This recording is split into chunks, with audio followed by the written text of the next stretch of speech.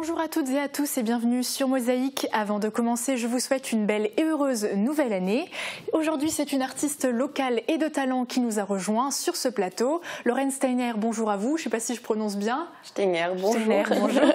Vous venez de gagner le concours régional des espoirs de la chanson qui s'est déroulé dans les Vosges. Oui, tout à fait. Et donc, on va en parler un peu plus en détail tout à l'heure et on parlera aussi de vos projets parce que vous en avez quelques-uns.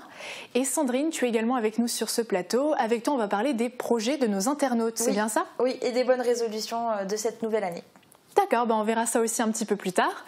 Ça ne vous aura pas échappé, des vents violents s'abattent en Moselle. Marie Luff est à Zétain pour faire le point sur la situation. Bonjour à toi Marie. Bonjour, alors comme tu viens de le dire, les vents ont été plutôt violents cette nuit, des troncs d'arbres, des poubelles qui valsent sur la route et vous pouvez le voir derrière moi, les eaux sont particulièrement montées dans le secteur de Sarreguemines. Toutefois, c'est le secteur de Bitche qui a été le plus durement touché. Alors à Rohrbar-les-Bitches, les habitants ont été privés d'électricité. Le réseau Tubéo est tombé en rade et les sapeurs-pompiers de la commune de Rallin ont perdu le toit de leur centre d'intervention et de secours. Mais finalement, la préfecture est plutôt rassurante. Les vents devraient se calmer d'ici la fin de l'après-midi. On demande toutefois aux automobilistes d'être particulièrement prudents sur les routes. Merci beaucoup Marie, à bientôt. Et je vous propose de nous focaliser maintenant sur l'actualité du secteur en 60 secondes. Attention aux rafales de vent fort et à la montée des eaux. Ce matin, il valait mieux être vigilant sur la route du travail. Sur un parcours de 20 km, bon nombre de poubelles jonchaient le sol et des branches ou arbres arrachés pouvaient surprendre les automobilistes. Les cours d'eau pourront déborder selon une info de la préfecture. Coup dur pour le SIDEM. Le syndicat avait des dettes auprès du groupe Suez. Elles ont été remboursées, mais hors délai. Résultat, 964 000 € d'intérêts moratoires sont demandés. Deuxième coup dur, le budget 2016 est retoqué par le tribunal administratif. Un non-événement pour son président, la période étant dépassée. La liaison intrame Sarreguemines-Sarrebruck assurée jusqu'à fin 2019. La Sarban doit verser annuellement une contribution financière à Réseau Ferré de France. L'accord est conclu. Pour exploiter 600 mètres de voies, elle versera 80 000 € par an. Des soldes sur les chapeaux de roue. Après une période de fin d'année de forte activité, les commerçants enchaînent avec les soldes. Avec 8 jours d'avance sur le reste de la France et profitant des vacances scolaires, les Sarregueminois se sont rués dans les magasins. Lorraine Steiner remporte le concours de l'espoir régional de la chanson. La talentueuse chanteuse originaire de Humbar remporte 1 an de cours à la Music Academy internationale d'une valeur de 8 000 €. Le rêve de Lorraine est de devenir coach vocal. Cette nuit, vous avez peut-être été réveillée à cause des rafales de vent. Alors, est-ce que tu nous apportes des bonnes nouvelles, Sandrine, avec la météo de demain ? Alors, des bonnes nouvelles avec le vent qui va baisser, oui, mais sinon, côté météo, c'est toujours pas terrible. Bon, alors on regarde ça. Avec le Crédit Mutuel, partenaire des grands événements sportifs.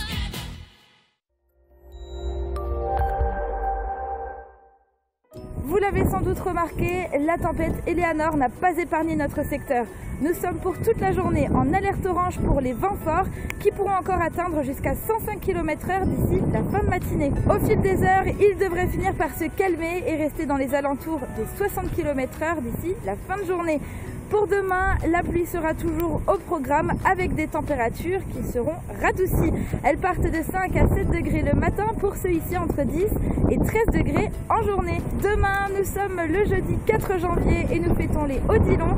Le soleil nous accompagnera de 8h25 à 16h48. Je vous retrouve dans un instant au sec et au chaud pour la suite de l'émission.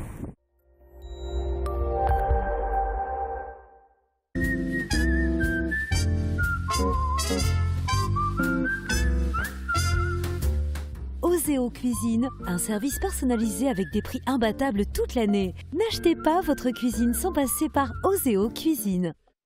Bon alors apparemment c'était pas des conditions très simples pour tourner tout à l'heure. Non, heureusement que ça arrive quand même pas tous les jours et j'ai même laissé mon parapluie qui a pas tenu le coup. Donc pour aujourd'hui, oubliez les parapluies, ça sert à rien. Ah oui, ils vont pas tenir. Bon, on va suivre le conseil. D'ailleurs Sandrine, tu n'es pas la seule. Le territoire de la Casque a également fait la connaissance d'Eleanor, donc la tempête. Il s'agit de la 4e tempête qui frappe la France cet hiver. Plusieurs chutes d'arbres sont à signaler, des câbles électriques ont été endommagés, notamment à Vitrin. Guillaume Dumonteil était sur place. Normalement, ils sont 3, les câbles électriques accrochés sur ce pylône. Mais depuis 9h30 environ ce matin, ils ne sont plus que 2. La faute à un sapin qui s'est coupé en 2 et qui a endommagé l'installation électrique. Il a cédé en raison des fortes rafales de vent engendrées par la tempête Eleanor. La chute de cet arbre a coupé le câble électrique en 2. Une partie est tombée dans le canal de la Sarre, l'autre est au sol, à côté du carré de sapin. L'électricité passe toujours dans le câble et pour éviter les risques de tension de pas au sol, un périmètre de sécurité a été mis en place. La circulation des bateaux sur le canal de la Sarre a également été coupée. En plus de Vitrin, un arbre est également tombé sur le réseau électrique de la rue de la Croix à Sarinsmin. Un autre a également cédé à Veulflin. C'est parti, on entame l'année 2018 et qui dit nouvelle année dit bonne résolution. Se mettre au sport, passer plus de temps en famille par exemple. Nous sommes allés recueillir les vœux des habitants dans les rues de Sarreguemines. On est en 2018, ça y est. Quelles sont vos résolutions? Mes résolutions, déjà garder une très bonne santé avant tout et profiter au maximum de tout ce que de tout quoi. Vraiment, je n'ai pas de résolution particulière, à part que tout se passe bien dans la famille, c'est tout. Moi, je dirais plutôt être un petit peu plus optimiste. Hein. Voilà, pour la santé et tout ça. Et le reste suivra. Hein. Ma bonne résolution, faire un peu plus de sport. Oh, j'en prends aucune, ça on les tient jamais, donc après toi... profiter des bonnes choses de la vie, voilà, et de ses proches. Travailler plus, je sais pas, ouais, gagner plus de sous, bien m'occuper de ma santé, faire du sport. Bon, c'est déjà pas mal. Oh, bonne question. Faut dire que cette année, j'en ai pas pris, je pense, pour éviter de pas les respecter. Non, le sport, c'est bon, je fume pas, je bois pas, donc trouver un homme. C'est peut-être ça. Franchement, il n'y a pas de nouvelles résolutions. Il n'y a que les anciennes, et c'est de bien se conduire, essayer de vivre heureux, et le bonheur de ses enfants. Ça suffirait déjà. Être un peu plus sage, râler surtout un peu moins. Voilà. Et avoir la bonne santé. C'est plus important. Comme chaque année, que tout se passe bien, que faire le bien autour de soi, que tout le monde soit bien, la santé. Comment vous pressentez l'année 2018 ? Pour l'instant, très bien. Voilà, je suis optimiste. Meilleur que 2017 ? Ah oui, j'espère. Oui, que la santé soit au rendez-vous, meilleur qu'en 2017. Meilleur, on ne sait pas, on verra. Maintenant, du moment qu'on arrive à bosser, gérer ses affaires et puis dans l'ensemble, ça va le faire. On espère meilleur que 2017. Comme dirait mon grand-père, la santé d'abord et puis plein de bonnes choses quoi. Je pense une bonne année. J'ai eu mon lot de malchance en 2017. La fin de l'année 2017 c'est bien terminé. Donc on part positif pour une bonne année 2018. On croise les doigts. Le mois de janvier, c'est aussi le moment des soldes d'hiver. Et notre région frontalière fait encore exception avec quelques jours d'avance sur le reste de la France.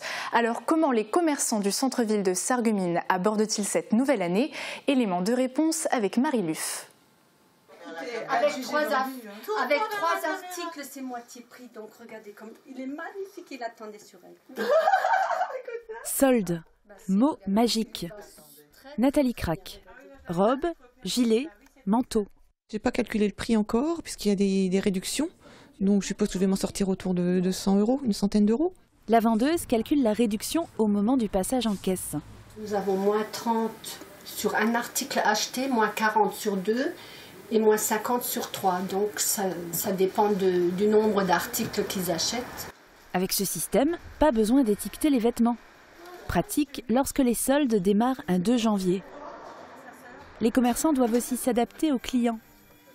Ils rentrent et ils cherchent un peu d'eux-mêmes, alors que tout au long de l'année, c'est plutôt nous qu'on vient vers le client pour le conseil, alors que quand il y a les soldes, il y a déjà le prix affiché, il sait déjà ce qu'il veut en fait. Visuellement, le client peut se repérer. Le magasin a été réaménagé. Les produits sont classés, notamment par taille. Le but du jeu pour les commerçants, liquider les stocks.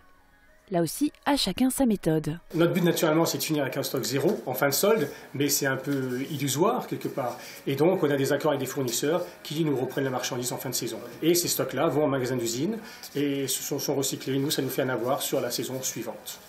Les commerçants interrogés regrettent le démarrage anticipé des soldes, alors que l'hiver débute à peine. Par chance, elle coïncide avec les vacances scolaires. Bilan dans 6 semaines. Ils se mobilisent 365 jours par an. Nastasia, Adeline et Pascal font partie de l'équipe mobile de l'UDAF et vont quotidiennement à la rencontre des personnes démunies sur leur lieu de vie. En 2007, les chiffres n'ont pas cessé d'augmenter en Moselle-Est. Plus d'interventions, plus de personnes rencontrées, mais aussi plus d'aide de la part d'associations. Marie Lorenz a suivi l'équipe mobile sur Sarreguemines. Chaque jour, c'est le même rituel, mais pour autant, leur travail ne sera jamais routinier. Nastasia et Adeline font partie de l'équipe mobile de l'UDAF. Chaque jour, elles parcourent le territoire de la Moselle-Est. Elles vont à la rencontre des personnes sans domicile fixe ou en situation de grande précarité. On leur apporte une aide ponctuelle, un soutien. L'aide ponctuelle, ça peut être un café, des bolinos, des couvertures, des vêtements. Après, en fonction de leurs problématiques, ce sera de les orienter vers les partenaires en fonction justement de leurs difficultés et d'essayer de trouver une solution. Donc ça, ce sera par rapport, idéalement, l'hébergement. Après, il y a aussi les personnes en habitat précaire. Donc là, ce sera en fonction de leurs problématiques. En 2017, les chiffres ont augmenté. Une occasion de plus de se rendre compte que des personnes dans le besoin, il y en a en Moselle-Est. L'équipe mobile a fait 30 000 km, un peu plus, mais environ 30 000 km, a effectué 1275 interventions, a rencontré 607 personnes, dont 296 personnes différentes rencontrées. Il y a eu 146 mises à l'abri effectuées et il y a eu 213 signalements de la part de partenaires. En dressant le bilan de la fin de l'année, Pierre Nierenberger tient à remercier les associations et particuliers qui ont apporté leur aide en menant différentes actions. Léon Plizac, chef du restaurant de la piscine, a organisé un repas le 24 décembre auquel 35 personnes du CHRS ont été conviées. Claire Baronne a remis des cadeaux récoltés avec son action Le Panier Solidaire et l'ICS a remis des paniers remplis de denrées alimentaires récoltés au mois de décembre. Ça apporte un peu de chaleur, on voit qu'on n'est pas oublié et puis de plus en plus, ça fait très longtemps que maintenant j'œuvre dans le milieu de la précarité et c'est une des premières années où nous avons tant de gestes de la part d'associations ou à l'initiative de privés ou du collectif. Le chef de service du CHRS peut aussi compter toute l'année sur le professionnalisme des travailleurs sociaux qui vont à la rencontre des plus démunis. Un travail hors du commun qui a forcément un impact. L'attachement est là, après la précarité fait que forcément on est touché par leur situation. Après si on l'est trop, je pense qu'on n'est plus professionnel non plus et partant de là, n'étant plus professionnel, on ne peut pas forcément leur apporter les choses dont ils ont besoin. L'équipe mobile permet aux personnes de maintenir un lien social et de leur proposer une mise à l'abri. Tous ne l'acceptent pas, elle va alors leur apporter des aides ponctuelles, des denrées alimentaires ou un accompagnement douche. Ceux qui l'acceptent se verront proposer une place au centre d'hébergement et de réinsertion sociale de Sarreguemines. Un peu de sport maintenant, pas de repos pour les jeunes tennismen français. Pour la deuxième fois, l'AS Sarreguemines Tennis proposait un tournoi multichance pour des garçons de 15-16 ans. Ils étaient 36 parmi les meilleurs français de cette tranche d'âge du 27 au 30 décembre. Retour en images. Les jeunes tennismen français n'étaient pas en repos. Ils avaient rendez-vous à Sarreguemines pour un tournoi multichance. C'est la deuxième année que l'AS Sarreguemines Tennis organise ce tournoi pour les garçons de 15 et 16 ans. Ils étaient 36 parmi les meilleurs Français de cette tranche d'âge du 27 au 30 décembre. C'est une nouvelle formule que la fédération propose depuis quelques années maintenant. C'est des tournois multichances, c'est-à-dire que c'est groupé sur un court temps, sur 2, 3, 4 jours maximum. Et les jeunes donc, qui se déplacent de loin peuvent venir, ils font au moins 4 matchs. C'est-à-dire qu'ils perdent, mais ils ont une autre chance et ils rentrent dans d'autres tableaux, etc.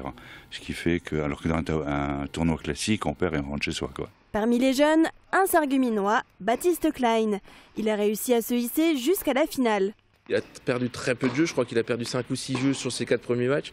Donc c'est le favori, c'est du tournoi, c'est sur ses moquettes, dans sa salle. Bah, il sera dur à battre. Mais après, il y a un bon adversaire en face avec le jeune Vicaire qui voudra également gagner ce tournoi. Samedi, il a affronté Antoine Vicaire de Cormontreuil. Il a le même niveau que Baptiste et ça s'est ressenti tout au long du match qui était serré. Après près de 2 heures, c'est finalement Antoine Vicaire qui l'emporte en 2-7, 7-5, 6-4. Au printemps, les adolescents auront une nouvelle chance de remporter la coupe. L'AS Sarreguemines Tennis organisera un tournoi multichance pour les garçons, cette fois âgés de 15 à 18 ans. Pendant que certains préparaient le réveillon de la Saint-Sylvestre, d'autres ont exceptionnellement travaillé le dimanche. Quelques commerçants mosellans ont eu le droit d'ouvrir leurs portes le 31 décembre, une dérogation permettant aux clients de préparer leur soirée comme il se doit. Un reportage de Marie Lorenz. Ces clients auront des produits frais à leur table du réveillon. Plusieurs professionnels avaient sollicité le préfet de la Moselle. Didier Martin a autorisé exceptionnellement l'ouverture de plusieurs commerces dimanche 31 décembre. Étaient concernés notamment les artisans traiteurs.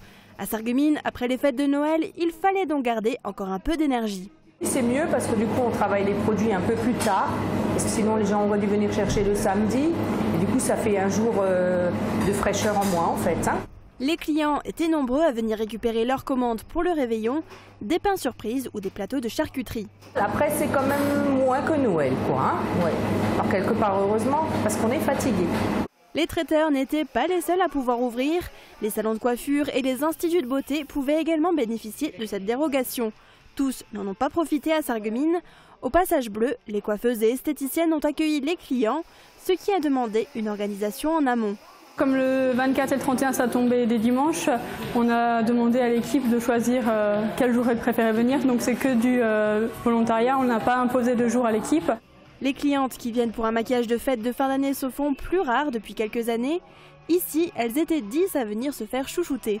Ils m'ont dit qu'ils étaient ouverts aujourd'hui, donc du coup je me suis dit voilà, je vais venir dimanche. C'est vrai que comme je sors ce soir au réveillon, voilà, le maquillage restera frais pour ce soir. 10 clientes, une en coiffure, en esthétique, ça fait tout de suite moins de monde, mais qui reste plus longtemps. Maquillage et coiffure terminés, Isabelle est fin prête pour passer sa soirée du réveillon entre amis. Oui, fin prête pour ce soir, il ne reste plus de la robe à mettre.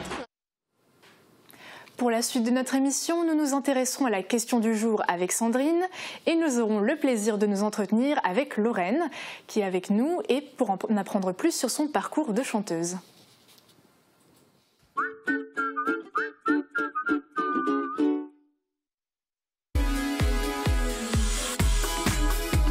Chez Cuisine Schmitt à Sarreguemines, la liquidation, c'est maintenant. À partir du 15 décembre, profitez de 30 à 60% de réduction sur les cuisines équipées et l'électroménager. Toute l'équipe de Cuisine Schmitt est prête à vous recevoir, car tout doit disparaître.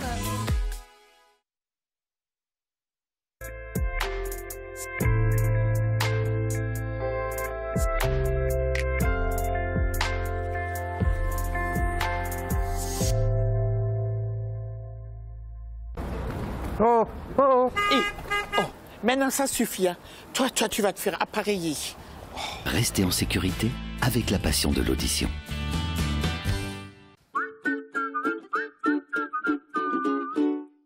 La nouvelle année, c'est aussi synonyme de projet. Sandrine vous a posé la question sur les réseaux sociaux.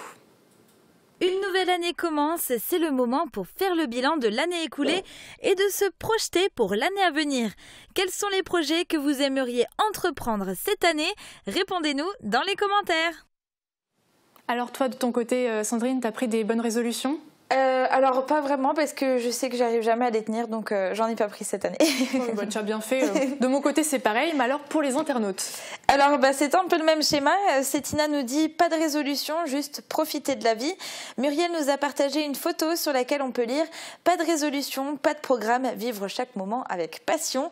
Mylène nous dit prendre soin de ma fille, de nouvelles orientations professionnelles à découvrir, une VAE à clôturer, remettre de la danse dans ma vie et la vie quotidienne tout simplement. Ena aimerait tout simplement être heureuse et John voudrait juste être vivant jusqu'en 2019.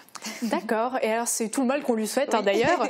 Et est-ce que certains vont profiter de cette nouvelle année pour faire des choses qu'ils n'ont encore jamais fait? Oui, alors Laura nous dit ma résolution c'est de prendre l'avion pour les vacances avec mes enfants et mon mari.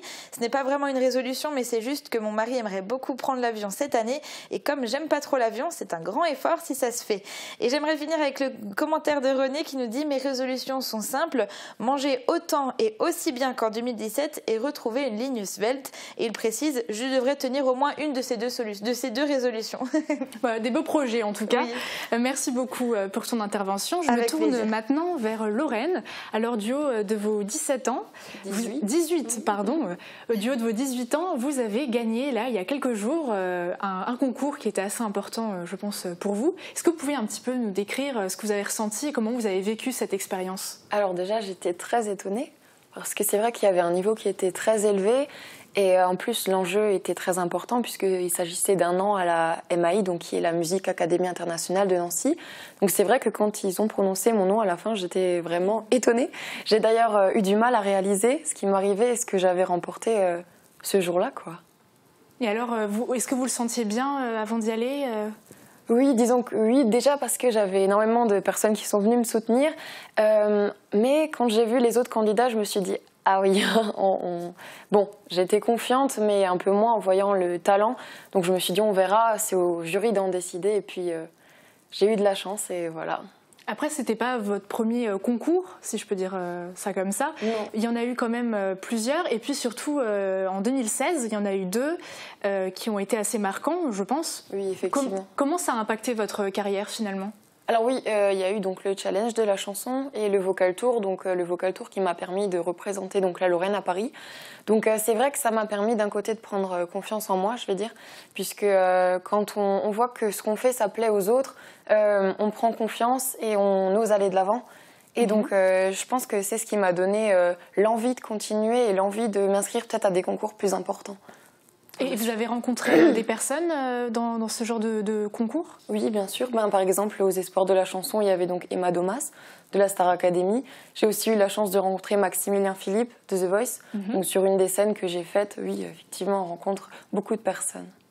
D'accord. Alors, vous n'en êtes pas arrivé là par hasard. D'ailleurs, je vous propose de regarder un reportage qui a été fait. Marie-Luc est venue faire une petite interview chez vous en toute intimité. Oui. Et puis, le récit qu'on vous propose est de Thomas Drouin. Grandiose. Je l'adore. Pour moi, c'est la meilleure. Mais depuis le début, c'est la meilleure. Et ce n'est pas qu'en simple paternel attentif et protecteur que Didier Stenger pose là son avis sur Lorraine. C'est aussi son premier public et son premier coach. C'est mon papa qui me manage depuis le début en fait. C'est lui qui me trouve les scènes, c'est lui aussi qui me coach, hein, on va pas se mentir. Quand il entend quelque chose en bas, donc je répète toujours dans ma chambre, et quand il entend un truc pas trop bien, il monte, il me dit mais c'est quoi ça, c'est pas beau. Et du coup il me rectifie un peu ce qu'il peut me rectifier, avec sa petite oreille musicale pas très développée. Non mais j'ai vraiment énormément de chance d'avoir une famille aussi présente. C'est d'ailleurs sa maman qui l'a confié au bon soin de Freddy Ivars de Music Dance Connection. Lorraine a alors 12 ans et quelques temps plus tard, elle est déjà sur la scène de l'hôtel de ville de Sarreguemines. L'hôtel de ville, 500 personnes. Je me suis dit bon, tu le fais pas? Bah oui, j'ai pas le choix. Donc je suis allée avec mon petit micro, j'avais le cœur qui battait aussi rapidement que la musique, c'était une catastrophe. Mais une fois que je suis sortie de scène, j'avais qu'une envie, c'était d'y retourner. C'était une sensation qui est, mais je peux même pas vous la décrire parce que c'est waouh. Les représentations en public se suivent. Miss Ronde, 14 juillet, fête de la musique, Saint-Paul. Lorraine, une junkie shootée à l'adrénaline de la scène. Aujourd'hui, à 18 ans, elle garde pourtant les pieds bien sur terre. C'est dans la section GACO de l'IUT de Sarreguemines qu'elle s'est lancée pour ses études après son bac. J'ai toujours été très sérieuse, oui, dans mes études. Je pense qu'avant tout, ça doit être très important d'avoir un diplôme on va dire, de sécurité. Bien sûr que j'aimerais me lancer dans le chant, mais je pense que toute ma famille me le dit d'ailleurs, hein. C'est Lorraine d'abord, ton diplôme, une fois que tu as quelque chose de sûr en main, après tu te lances. Ce qui ne l'empêchera pas d'allier études et passion à l'avenir. Dès 2019, elle souhaite intégrer la Music Academy International à Nancy. En 2020, donc quand j'aurai mon diplôme de la MAI, j'aimerais bien ouvrir ma propre entreprise et pouvoir donner des cours de chant et donc transmettre mon savoir, apprendre à chanter à des jeunes et si j'arrive à les lancer et puis à les faire devenir quelque chose. Voilà. Finalement, on peut dire que vous êtes un pur produit local, si on peut dire ça comme ça. Oui. Et d'ailleurs, en parlant de localité, vous avez participé à un film promotionnel de la Casque, donc pour un petit clip que Mosaïque a tourné. Est-ce que vous pouvez expliquer un petit peu cette expérience, comment vous l'avez vécue, ce qui s'est passé ? C'était vraiment génial, puisque bon, c'était une des premières fois où je chantais une chanson qui n'existait pas, donc qui n'était pas une reprise. Donc on nous a dit, voilà, t'as les paroles, t'as la musique, maintenant à toi de chanter. Donc c'était vraiment sympa, puisqu'on avait une super ambiance avec des musiciens, etc. Et donc voilà, je pense que c'était vraiment bien de faire quelque chose pour la ville de Sarreguemines. Ça m'a fait très plaisir. Et quand j'ai vu le clip et la réaction des personnes qui l'ont vu, ça m'a vraiment touchée et j'en suis très fière. Vous avez gardé des contacts avec les musiciens, puisque, comme vous le précisez, ça a été composé spécialement pour le film. Oui, tout à fait. Donc, une partie d'entre eux sont restés mes musiciens, on va dire, puisqu'on a fait un concert ensemble, donc 2 mois plus tard, à Zétain. Et donc, on garde toujours encore contact, et donc peut-être pour des projets encore futurs. Alors, en parlant de projets, est-ce que vous avez des choses un peu sur le feu ? Oui, on va dire que je suis en préparation d'un album. Donc on a enregistré les 2 premiers titres le mois dernier à Strasbourg. Je pense que l'album devrait apparaître d'ici fin d'année 2018, peut-être un petit peu plus tard. On va peut-être d'abord arriver avec un EP, on ne sait pas trop encore, mais voilà, c'est à venir. D'accord. Et alors au niveau des influences un peu, ou alors de ce qu'on pourra retrouver dans cet album, vous pouvez un petit peu décrire Alors on s'est plutôt tourné vers la pop. Mais je pense qu'il y en aura à peu près pour tous les goûts. Après, on est resté sur un album particulièrement anglais. Peut-être qu'il y aura 1 ou 2 chansons en français, ce sera la surprise. D'accord. Et alors, par rapport à l'équipe qui vous entoure, est-ce que vous pouvez en dire un peu plus ? Vous avez un producteur finalement ? Vous êtes dans quelle maison Alors non, je n'ai pas de producteur. J'ai un compositeur donc, qui est Jérôme Richt. Et qui s'occupe donc de composer toutes les musiques donc, de l'album. On travaille également avec un auteur donc, qui est sur Strasbourg. Donc c'est François Chapelle. Donc on travaille à nous 3 dans un petit studio et on verra ce qu'on arrive à en faire. D'accord. Et pour terminer un petit peu, je voulais vous poser une question par rapport à une émission à laquelle vous avez participé. Est-ce que c'était en Allemagne ? Est-ce que vous pouvez nous en dire un peu plus par rapport à ça ? Oui, alors il s'agit de Deutschland zur den Superstar, donc qui sera diffusé donc à partir de ce soir sur RTL en Allemagne, effectivement. Donc oui, c'était une des plus belles expériences. Malheureusement, je ne peux pas en dire trop. Je laisse ceux qui ont l'envie regarder et suivre l'émission, et puis voilà. Est-ce que, sans rentrer forcément dans les détails, vous pouvez peut-être un peu expliquer comment ça s'est passé ? Est-ce que combien vous étiez On était en tout plus de 36 000 candidatures. Donc on a passé des premiers castings avant d'arriver sur le plateau télé, où j'ai déjà eu une énorme chance d'arriver, on va dire. Puis voilà, c'était une ambiance géniale, c'était un parcours génial. Voilà tout ce que je peux en dire. Et donc ça va être diffusé combien de temps ? Alors ça devrait commencer, donc là, ça commence aujourd'hui, ce soir. Le temps exact, je ne sais pas du tout. Donc je vous laisse découvrir par vous-même. Voilà. D'accord, on vous souhaite en tout cas de réaliser tous vos projets. Merci beaucoup, d'avoir pris le temps de discuter avec nous aujourd'hui. Merci à toi Sandrine, encore une fois, de recueillir les témoignages et d'être toujours aussi souriante. Et merci à vous derrière vos écrans de nous avoir suivis. Bonne journée à vous et à demain.